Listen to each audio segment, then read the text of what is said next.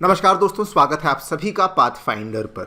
दो major developments हैं, ध्यान से देखिएगा। सबसे पहले तो पाकिस्तान ने फाइनली एंड ऑफिशियली चाइना के साथ जो 5th जनरेशन फाइटर जेट है J-35 उसको प्रोक्योर करने के लिए अब दोस्तों जो डील है उसको यहाँ पे साइन कर लिया है। आप लोग यहाँ पे देख सकते हैं, खबर आज से कुछ ही दिन पहले सामने आई है कि with the fighter jet J-35 deal China Pakistan के बीच का जो गठबंधन है ये अब और भी ज़्यादा स्ट्रांग होने वाला है। लेकिन जैसे ही ये खबर सामने आती है, कई सारे जो मिलिट्री के एक्सपर्ट्स हैं वो दोस्तों यहाँ पर कहने लगे कि इंडिया के लिए अब मुश्किलें बढ़ चुकी हैं, बिकॉज अब इंडिया के दोनों तरफ, एक तरफ पाकिस्तान, दूसरी तरफ चाइना, इन दोनों के ही पास 5th जनरेशन फाइटर जेट देखने को मिलेंगे। लेकिन इंडिया के पास अभी तक कोई भी 5th जनरेशन का फाइटर जेट बेसिकली अवेलेबल नहीं है। लेकिन दोस्तों यहीं पर भारत का सेवियर बनता है हमारा पुराना दोस्त रशिया,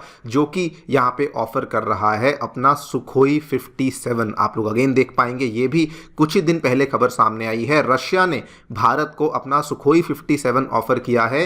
एंड इस बार रशिया ने ये भी कहा है कि हमने जो भी इंडिया की रिक्वायरमेंट्स थी, जो भी इंडिया के द्वारा डिमांड्स थी, उसके अकॉर्डिंग सुखोई 57 में चेंजेस कर दिए हैं। टेक्नोलॉजी ट्रांसफ़र करने को तैयार हैं, मेक इन इंडिया करने को तैयार हैं। जो भी चीज़ें इंडिया यहाँ पे डिमांड करेगा, हम वो सभी चीज़ें यहाँ पर करने को तैयार हैं। तो इन्हीं दोनों न्यूज़ के बारे में हम लोग चर्चा करने वाले हैं। पहले तो बात करेंगे ऑब्वियसली चाइना पाकिस्तान के बीच में साइन करी हुई इस डील के बारे में।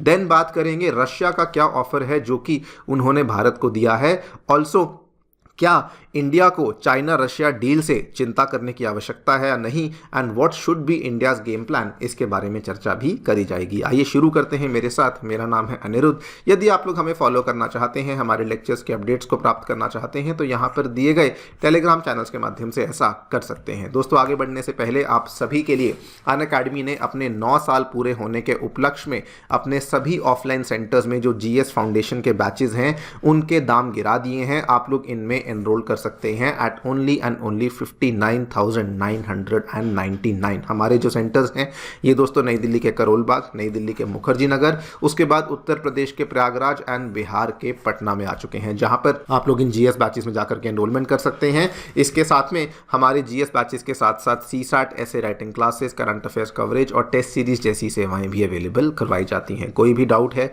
कोई भी क्वेरी है, आप लोग हमारे सेंटर को विजिट करिए या फिर नीचे दिए गए इन फोन नंबर्स पर फोन भी कर सकते हैं। Free study material, Unacademy monthly magazine जैसी सेवाएं पाने के लिए हमारी नई ऐप को डाउनलोड कर सकते हैं। इसका लिंक भी डिस्क्रिप्शन बॉक्स में नीचे दिया गया है। All right, so directly coming to the news, recently Pakistani media ने इस चीज़ को कंफर्म किया है कि फाइनली पाकिस्तानी एयरफोर्स ने चाइना के साथ 5th जनरेशन फाइटर जेट्स को प्रोक्योर करने की डील को ऑफिशियली यहाँ पे साइन कर दिया है। और इसमें बल्कि ये भी बताया गया है कि ये वाले जो फाइटर जेट्स हैं इससे पाकिस्तान कुल मिला के 2 घातक स्क्वाड्रंस को रेडी करेगा। और ये जो फाइटर जेट्स हैं पाकिस्तान को आने वाले 24 मंथ्स के अंदर अंदर अवेलेबल करवा दिए जाएंगे। जो लोग J-35 के बारे में नहीं जानते, आपको बता दूं, ये चाइना के द्वारा निर्माण किया गया एक 5th जनरेशन फाइटर जेट है दोस्तों। और ये जो अमेरिका का F-35 लाइटनिंग है, देखने में भी उसके साथ काफ़ी सिमिलैरिटीज़ रखता है। एंड इवन इसकी जो क्षमता है, इसकी जो पावर है, वहाँ पर भी आपको काफ़ी सारी सिमिलैरिटीज़ देखने को मिलती हैं। ये दोनों ही 5th जनरेशन के फाइटर जेट हैं। J-35 जो है एक मीडियम साइज़ का फाइटर जेट है जिसके अंदर ट्विन इंजन लेआउट देखने को मिलता है। एंड जितने भी जो एक 5th जनरेशन फाइटर जेट में फीचर्स होने चाहिए वो सारे के सारे फीचर्स आपको इसके अंदर देखने को मिल भी जाते हैं। आपको यहाँ पर यह भी बता दूँ कि इसकी जो ट्रेनिंग है वो पाकिस्तानी एयरफोर्स के जो पायलट्स हैं उन्होंने ऑलरेडी इसकी जो ट्रेनिंग है वो भी चाइना में जाकर के वहाँ पे प्राप्त करनी शुरू कर दी है। नाउ ये कहा जा रहा है कि पाकिस्तान के लिए एक बहुत बड़ा बूस्ट है। उसके पीछे मेनली 2 कारण है। पहली बात तो कि पाकिस्तान जो है वो करंटली केवल 4th जनरेशन के JF-17 फाइटर जेट्स और अमेरिका से लिए हुए F-16 फाइटर जेट्स को इस्तेमाल कर रहा था। और साथ में इवन जो ये फाइटर जेट्स हैं ये 2030 तक इसमें हमें बहुत बहुत सारे फाइटर जेट्स रिटायर होने वाले हैं, जिसकी वजह से पाकिस्तान के लिए ये वाली डील एक बहुत ही बड़ा बूस्ट बन जाता है। लेकिन दूसरी तरफ पाकिस्तान के लिए ये इसलिए बहुत बड़ा बूस्ट बन जाता है बिकॉज इससे ये रीजन में, क्षेत्र में इंडिया की जो बढ़ती पावर है उसको काउंटर बैलेंस करने के लिए पाकिस्तान का कहना है कि हमारे पास अब एक ज़्यादा शक्तिशाली, ज़्यादा पावरफुल एयरक्राफ्ट आ चुका है, जो कि भारत के सुखोई 30 एंड भारत के जो रफाल है, इन दोनों से ही ज़्यादा पावरफुल उनको यहाँ पे देखने को मिल जाता है। और जैसे ही ये डेवलपमेंट हमें देखने को मिली, कई सारे मिलिट्री एक्सपर्ट्स, कई सारे डिफेंस एनालिस्ट ने कहा कि ये इंडिया के लिए एक चिंता का विषय बन जाता है बिकॉज जो J-35 है, इसके आने से पाकिस्तान की एयर पावर तो बढ़ ही जाती है, लेकिन साथ में जो पाकिस्तान की डेटरेंस है वो भी इंडिया के खिलाफ काफ़ी ज़्यादा बढ़ जाती है। एंड अब इंडिया को भी इसको काउंटर करने के लिए कुछ ना कुछ करना होगा। और यहीं पर आता है हमारा पुराना दोस्त रशिया, जिसने दोस्तों सडनली अब एक बार फिर से सुखोई 57 को हमें ऑफर करना शुरू कर दिया है। यहां पर आपको बताना चाहूंगा कि ये पहली बार नहीं हुआ है।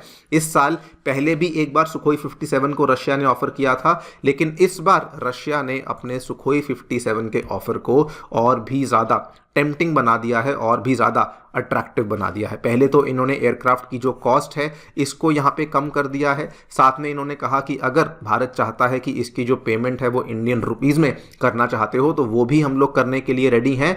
एंड इसके साथ में जो भी इंडियन एयरफोर्स की रिक्वायरमेंट्स हैं वो भी हम लोग इसमें करने के लिए तैयार हैं। फॉर एग्जाम्पल जो सुखोई 57 है वो एक twin engine multi role fighter aircraft है, लेकिन इंडिया ने इसमें क्या कहा, इंडिया ने कहा कि इसमें हमें जो सीटिंग स्ट्रक्चर है वो सिंगल नहीं डबल चाहिए। उसके बाद कुछ थ्रस्ट को लेके चेंजेस थी, वो भी इंडिया ने डिमांड करी एंड वो सारी की सारी चेंजेस ही रशिया यहाँ पे करने के लिए तैयार हो चुका है। वैसे आपको सुखोई 57 के बारे में बता दूं, ये दोस्तों कोई आम एयरक्राफ्ट नहीं है।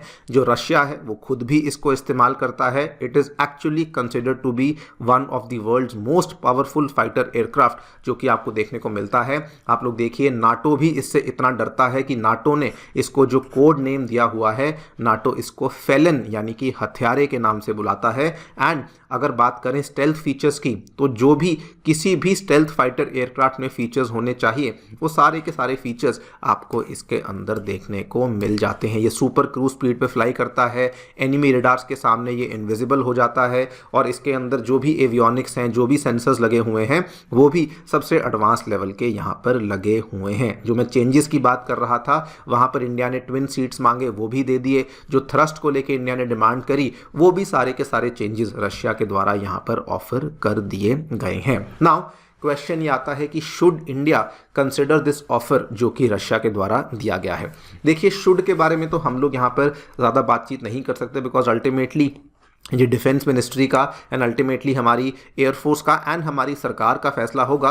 लेकिन एक चीज़ जिसको लेकर हम डेफिनेटिवली बात कर सकते हैं, इंडिया को अभी फ़िलहाल आज की डेट में फाइटर जेट्स, वो भी 5th जनरेशन फाइटर जेट्स की सख्त ज़रूरत है। अगर मैं बात करूं चाइना, दोस्तों चाइना के पास रिपोर्ट्स बताती हैं कि 200 से 250 J-20 फाइटर जेट्स हैं, और जो J-20 फाइटर जेट्स हैं ये भी 5th जनरेशन के फाइटर जेट्स माने जाते हैं। उसके बाद पाकिस्तान, अब जो इंडिया का दूसरा फ्रंट है वहां पर पाकिस्तान ने भी अपने J-35 फाइटर जेट्स को प्रोक्योर कर लिया है। एंड मात्र 2 सालों में पाकिस्तान के पास भी एक ऐसा स्क्वाड्रन खड़ा हो जाएगा जिससे कि वो भी अपने 5th जनरेशन फाइटर जेट्स को इंडिया के खिलाफ यहाँ पे बोस्ट कर पाएगा। और वहीं अगर मैं भारत की बात करूँ तो भारत का जो हमारा करंट एयरफोर्स का फ्लीट है, पहली बात तो उसकी बहुत ज़्यादा एजिंग हो चुकी है। फिर भले मैं जैगुआर की बात करूं, मिराज की बात करूं, MiG-29 की बात करूं, एंड इवन अगर आप ये कहेंगे कि हम लोग भी तो 5th जनरेशन फाइटर एयरक्राफ्ट बनाने का प्रयास कर रहे हैं, तो दोस्तों आमका के केस में भी